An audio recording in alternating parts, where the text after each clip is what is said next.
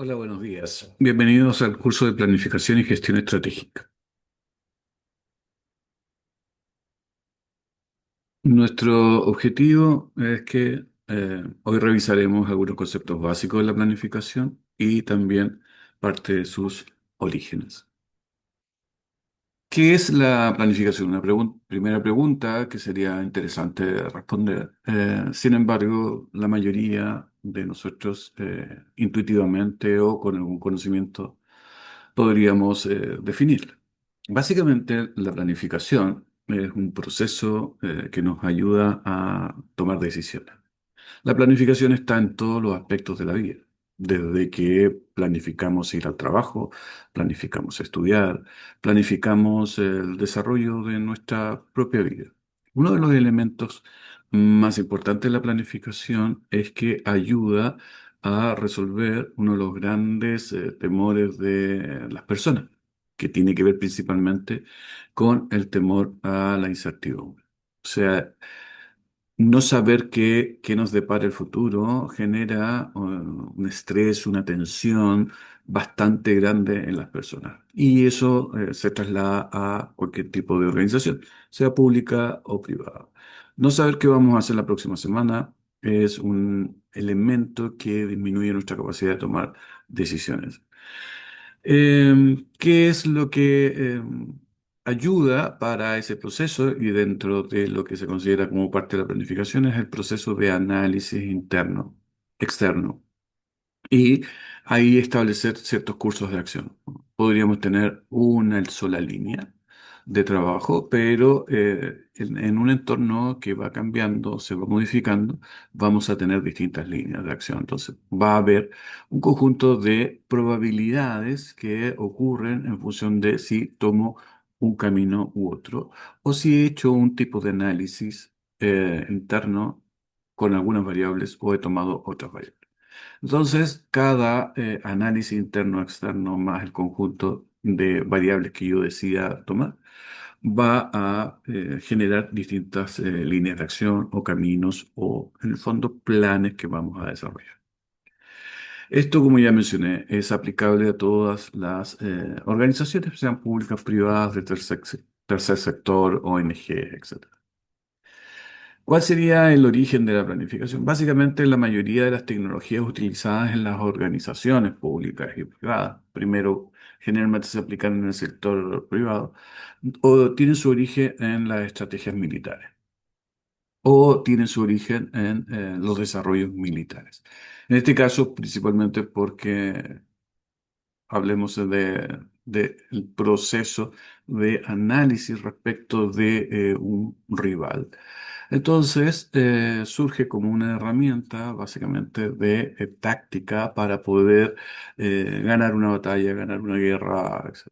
Y vamos a tener distintos recursos, recursos armamentísticos, recursos de personas que van a poder combatir y va a haber un staff que dirige esos recursos. Entonces, básicamente surge en las estrategias de las guerras. Y también podríamos pensar que hay un proceso en el cual se va generando a través del tiempo, que se va dando a través de un progresivo uso por parte de las organizaciones. Sin embargo, eso ya se va a relacionar. Ese progresivo uso de la táctica, de la estrategia, del plan, se va a reunir con las estrategias o planes que ya intuitivamente utilizaban las organizaciones. En este caso, por ejemplo, los procesos presupuestarios. O sea, programar el uso de los recursos es un tema innato, inherente a la organización. Todo surge desde ese uso de recursos. ¿Cómo vamos a hacer más eficiente la utilización de los recursos para poder adquirir más barato y vender más caro? En ese sentido viene el traspaso o la parte de la táctica y la planificación desde sus orígenes militares. Entonces, a fines de los años 50 del siglo anterior, entonces viene y se empieza a incorporar dentro de los procesos rutinarios de las organizaciones privadas.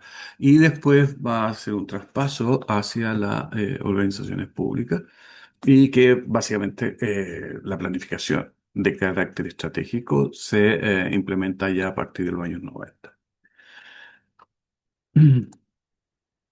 ¿Cuáles serían nuestros principales aportes de los clásicos a la planificación?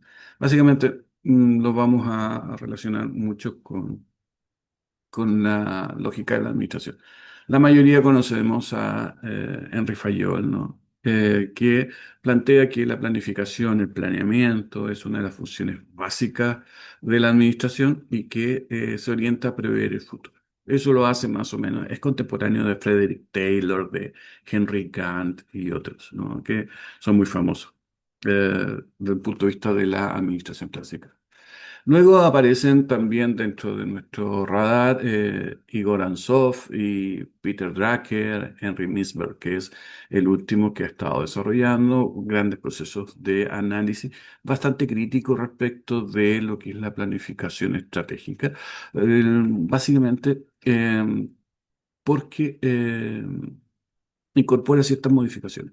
Primero hace un estupendo desarrollo, que lo vamos a ver más adelante, de las distintas escuelas de la administración o las orientaciones, la naturaleza de la administración. Él cuestiona la planificación por su rigidez. Es muy parecido a lo que hizo Carlos Matus en los 60, ¿no es cierto?, cuando incorpora la planificación situacional, así incorpora el poder básicamente político dentro de las decisiones públicas o de las decisiones de la planificación.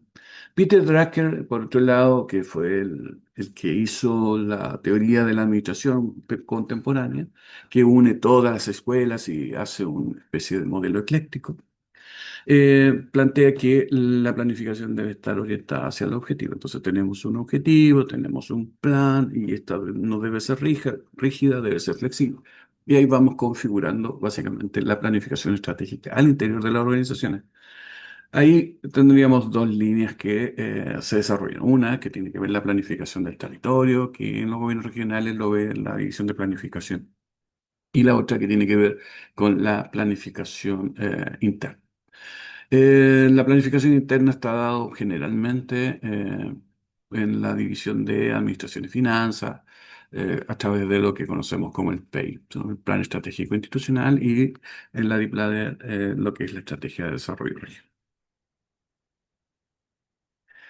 La planificación se va a relacionar con dos enfoques, básicamente. Uno, que es lo que les mencionaba, tenía que ver con la organización. Lo primero que hacemos es identificar los ingresos, generar los egresos, que básicamente viene desde que el rey o el príncipe establece su control de impuestos. Recordemos que el príncipe es el que tenía la capacidad del ejecutivo, el legislativo y la justicia, pero había una unidad específica que era la tesorería, las finanzas.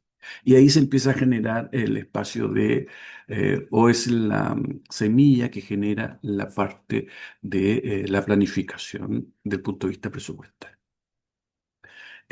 Todas las organizaciones necesitaban tener estos recursos para poder, ¿no es cierto?, generar su viabilidad económica en el futuro. Ahora, esa relación del programa y presupuesto, en que vamos a gastar el dinero, que vamos a producir, con cuánto vamos a producir, a quién le vamos a comprar, ya es un proceso de planificación, pero muy, muy en ciernes desde el punto de vista de sus orígenes. En la Escuela de Negocios de Harvard plantea la necesidad de disponer de una estrategia global que permite unir sistemáticamente las funciones de organización, los puntos fuertes de la organización, los puntos débiles de la organización y su programa presupuestario. Entonces ya tenemos dos elementos: uno, los recursos, y las capacidades que tenemos para administrar adecuadamente esos recursos.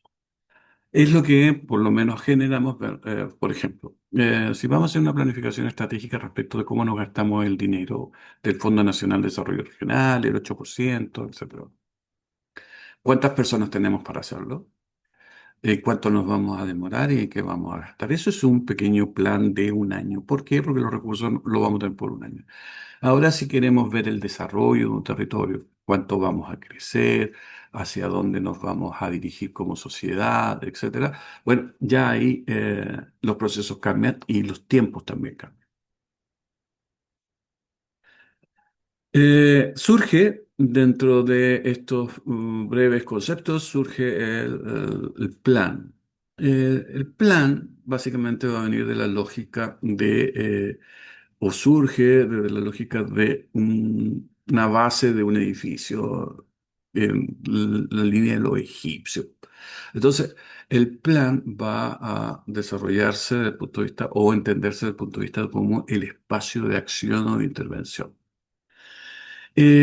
Básicamente el plan va a transformarse con el paso del tiempo en un conjunto de actividades, planes, programas, proyectos con tiempos y uso de recursos. Ello implica que va a generar un modelo futuro de acciones o un camino para lograr el objetivo que planteaba Peter Drucker. El plan va a ser este puente en que nos va a llevar desde mi idea original o de mis planteamientos iniciales hacia el cumplimiento de nuestros objetivos. Entonces tendríamos una estrategia, tendríamos un plan.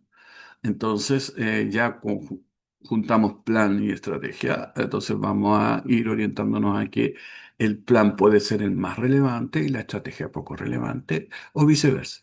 La planificación estratégica básicamente nos va a decir que es la estrategia lo relevante y el plan se debe adecuar a la estrategia. Y ahí tenemos distintas orientaciones desde el punto de vista de la planificación. Una planificación en la cual el plan es inamovible y otra en la cual el plan es absolutamente flexible, se tiene que ir adecuando al ejercicio o al entorno o a las condiciones internas de cada una de las situaciones en que se enfrenta la organización. Eh, Podríamos dar algunas características de los planes. Ya, desde el punto de vista de lo que conocemos nosotros, es un conjunto de actividades, un proyecto. Por ejemplo, mejorar la conectividad de un territorio. Entonces, ahí tendríamos un plan relacionado con mejorar la carpeta del camino. Le vamos a ir a ripio, le vamos a poner asfalto. Vamos a cambiar el tipo de puente que cruza un río, o sea, con el cual cruzamos un río. Entonces estamos mejorando la conectividad en términos de un cambio de una infraestructura que nos va a permitir avanzar mucho más rápido, ¿no? O sea, si antes nos demorábamos una hora, ahora nos demoraremos 30. El conjunto de actividades va a ser el plan. ¿Y cuánto nos va a costar? Etcétera. Ahora, ¿cuáles son las características de eso? ¿O qué características debiera tener ese tipo de plan? Es que tendría que ser de lo que el concepto dice reflexibilidad. Reflexibilidad. Entonces se diseña antes de esto. Muchas veces hacemos un montón de cosas desde el punto de vista básicamente de comunicacional y después interpretamos todo lo que hicimos y le damos un orden lógico. Y si uno hace eso, puede pensar que todo estuvo planeado desde que Chile surge a la vida en 1818. Entonces, pero en realidad es al revés. Nosotros pensamos, después actuamos. La selectividad es que va a priorizar objetivos. Ya vimos que podríamos tener distintos tipos de objetivos con distintas probabilidades de ocurrencia y para eso elegiríamos distintos caminos. Entonces vamos a priorizar lo que nos interese y que puede ser cumplible. Un objetivo tiene una característica especial, que tiene que tener un margen de no cumplimiento. Cuando el objetivo es 100% cumplido, no se denomina objetivo. El objetivo tiene que tener una probabilidad de falla, aunque sea un 0,1%. Tiene que el plan también ser adaptable, que responde a los cambios del entorno. Lo que conversábamos recién y lo que discutía Misper, ¿no? De que reclamaba que las planificaciones eran demasiado fijas o estáticas. Uno se pregunta si cuando hacen una estrategia de desarrollo regional, en 2010, por ejemplo, estamos en el 2026 y la estrategia de planificación fue hecha en 2040, si en algún momento alguien la ha visto y dice, hoy tenemos que darle una vueltecita.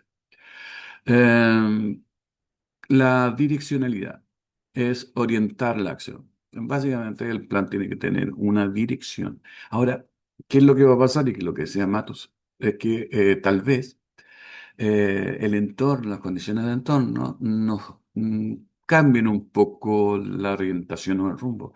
Entonces debiéramos tener pequeños planes que debieran volvernos al origen o al sentido del camino trazado originalmente. O principalmente también podríamos cambiar eso. Y la anticipación, básicamente, es que construye futuros posibles. El concepto de estrategia que veíamos que estaba unido al plan, tiene que ver también con este origen de las guerras, las batallas, que en esos momentos no se conocían como planificación estratégica, ¿no? Entonces, por ejemplo, estaba el coronel, el jefe, el general, el comandante, que dirigía todas las acciones. A él se le denominaba estratega. Entonces, desde esa lógica, el estratego es el que hace la estrategia, ¿no? El que dirige. Entonces, tenemos un plan, un conjunto de acciones que disminuye la incertidumbre, vamos hacia el objetivo y está dirigido por un estratego. Eso implicará que vamos a tener la capacidad de tomar decisiones a medida que vamos ejecutando el plan, flexibilidad, y también tenemos que tener una capacidad de razonar desde el punto de vista estratégico. ¿Qué significa? Es que tenemos que ver que si las condiciones internas y externas están cambiando, tengo que además modificar mi plan. Imaginémonos que antes del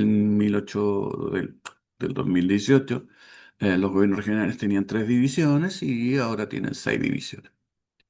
Ah, y lo más probable es que sigan funcionando de la misma forma, con los mismos procedimientos. Entonces ahí tenemos que ver, esto merece un análisis adicional en términos de, ya que tenemos 3 divisiones más, tenemos un montón de unidades adicionales, tenemos tal vez las mismas personas o no lo necesario, tenemos que plantear si esos recursos, dado que nuestra estructura cambió, nuestra funcionalidad cambió. O seguimos haciendo lo mismo, solamente que con más gente y con nuestras estructuras. Por ejemplo, la división de análisis, inversión ahora, era el encargado de la administración del 2%, el 6%, etc. ¿Ahora lo hace esa misma división o lo hace la Didesu? O sea, tengo una división nueva para hacer eso. O la funcionalidad de esa división va a aportar a una eficiencia de la intervención de las políticas sociales. O sea, ¿generamos una unidad de gasto o generamos una unidad política? Esa es una discusión que interesante que se podría dar o se ha dado. No lo tengo muy claro. El razonamiento estratégico, perdón, plantea que debe ser la planificación estratégica adaptativa, obliga a un ejercicio razonado que acompañe los cambios que producen distintas coyunturas. Lo que le mencionaba que había incorporado Matus en su tesis de la planificación situacional. Condicional. Su permanencia es relativa y su necesidad se debe adecuar a las distintas hipótesis. Las hipótesis, como estamos manejando variables, como estamos manejando escenarios, como estamos manejando cambios de entorno, tendríamos que hacer también planteamientos de modificaciones. Modificaciones tanto en la estructura, tanto en sus funciones, como en su plan. Cuando hacemos una planificación estratégica, ¿ya? Y no modificamos la estructura, no hay cambios posibles. O sea, si tienes lo mismo, sigue haciéndolo. Debe ser consciente. Eso implica que surge desde un análisis sistémico de las propias fortalezas y vulnerabilidades de la organización. Eh, Tenemos un grupo humano, ¿cierto?, que tiene ciertas capacidades, sabe hacer ciertas cosas y de repente me llegan un conjunto de funciones adicionales, competencias, tareas o desafíos y debe esas mismas personas desarrollarlas. Tengo que ver si esas personas sí tienen posibilidad de hacerla o a través de procesos de inducción, capacitación, entrenamiento, podría transformar ese equipo. También podríamos adquirir nuevos talentos e incorporarlos a la organización para que desarrollen esas actividades. Entonces, debemos ser siempre conscientes de que vamos a lograr unos objetivos, pero si no hay cambios al interior de la organización, difícilmente podríamos establecer objetivos nuevos, distintos, innovadores. Lo más probable es que sigamos haciendo lo mismo. ¿Cuáles serían la diferencia entre plan y estrategia? Eh, la estrategia actuará frente al entorno y entiende que el entorno es cambiante, por lo tanto debo estar disponible a los cambios. Y el plan es básicamente lo que se va a hacer y que debe estar también disponible para ser cambiado. El plan lo hago, la estrategia es contingente, el plan se hace ex ante y se va modificando y la estrategia va modificando el plan. No al revés como lo hacía la planificación tradicional o normativa. La estrategia es una forma de pensar y actuar y básicamente el plan va a ser un instrumento ordenado de decisiones. ¿Qué debo hacer? ¿En qué momento? ¿Con cuántos recursos? ¿Cuánto me cuesta? Una vez organizado, por ejemplo, si tenemos un territorio, el gobierno regional tiene su plan estratégico, los servicios públicos desconcentrados tienen su plan estratégico, los municipios, 20 municipios, tiene cada uno su plan estratégico y no conversa ninguno. Entonces difícilmente va a haber una coherencia respecto de los resultados finales. Desde el punto de vista público, ustedes ven, no estoy hablando del 80% de la actividad económica regional que está en manos de los privados. Obviamente dependiendo del tipo de región. Estos porcentajes van a variar. Pero lo que va a suceder es, ¿qué pasaría si converso con los servicios desconcentrados, los relaciono con la estrategia y converso con los municipios y establezco una organización sistémica del proceso de planificación en términos estratégicos? Podría ser un poquito más eficiente que la casuística, que es que se coincidan en algún momento.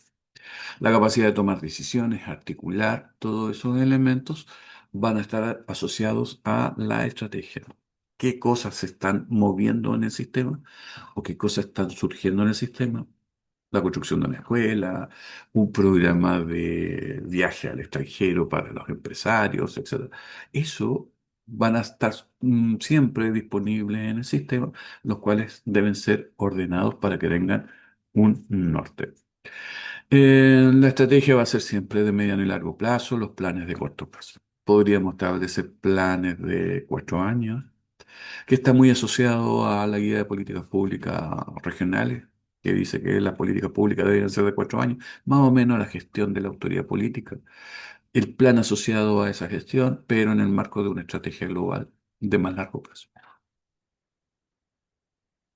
La evolución de la estrategia o de la planificación estratégica, básicamente, como mencionábamos, falló el compañía, desarrollaron los primeros elementos de organización industrial, de organización de la administración, en la cual se planteaba que debiéramos planificar, o que la planificación era un concepto inherente a ese proceso.